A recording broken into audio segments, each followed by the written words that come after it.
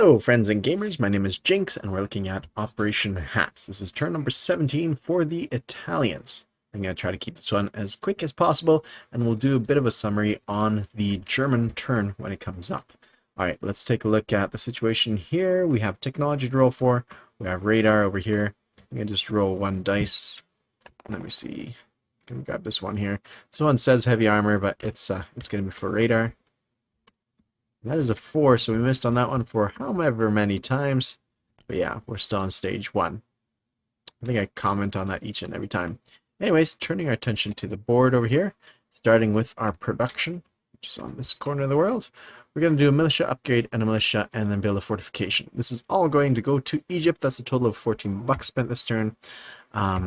Should be over here. I don't know why my tab's not working. Anyways, it's 14 bucks over there. Out of 15 available. So that's what's going on for us.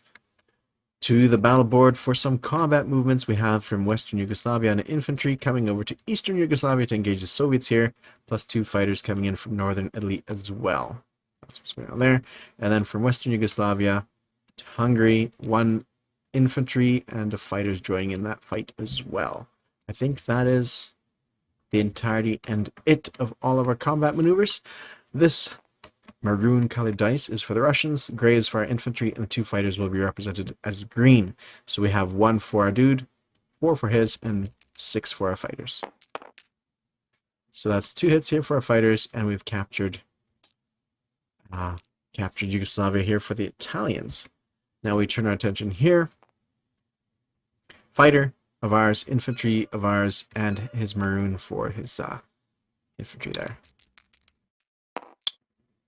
No hits at all. Round 2.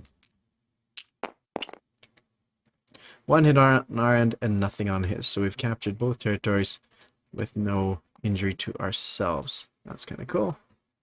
Let's see if we still have any roundels on the board. We have a couple. Actually, we still control 2 territories that we didn't start the game with. So our income should go up by 3 and the Russians down by 3. These fighters are going to land back here in the non-combat move. This fighter coming in from Eastern Poland is also going to land here. In other non-combat news, from Western Yugoslavia to Northern Italy, 1 infantry. These 3 infantry and the 2 anti-aircraft guns are going to make their way over to Rome. I actually grabbed this guy, so he's going to stay here. These 2 fighters sitting in Northern Italy are going to zoom out to Egypt. Put on this here. And then we have a few different rails going on right now. Let me think here for a second. Okay, so from East Poland, well, I guess we have 1 more infantry marching south from Lubelski down south to East Poland. From Lubelski, we're going to rail 1 infantry down to Northern Italy, and then 3 infantry from East Poland are going to be railed out to Rome. I should cover that. Okay, and then we were debating on sending this anti-aircraft gun to Egypt, but I'm going to cancel on that one, I think. Let me give that one a quick think. In the meantime, these 2 transports are going to strategic naval move their way all the way up to port in Northern Italy.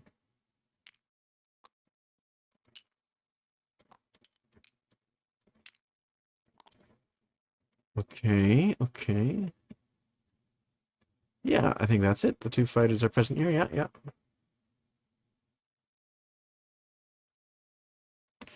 And then this destroyer, let me just quickly review my notes.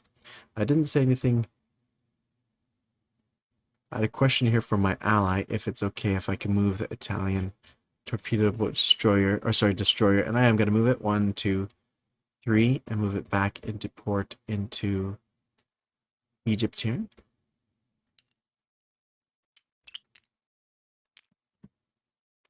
There we go. Good, something like that. Yeah, I don't think this torpedo boat destroyer can hit those Japanese units. Let me double check that.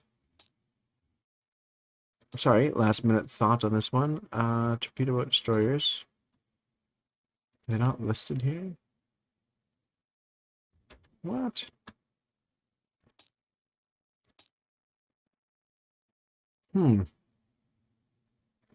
Light carriers destroyer. Am I that blind? I don't see it at all.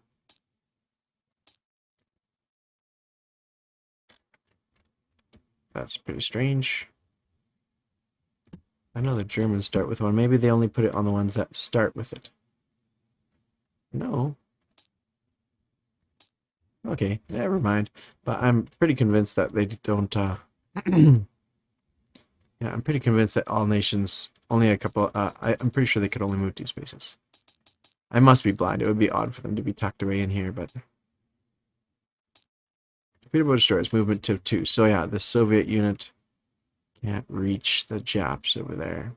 So we're good on that department. Okay, and then we had a last thought here about this,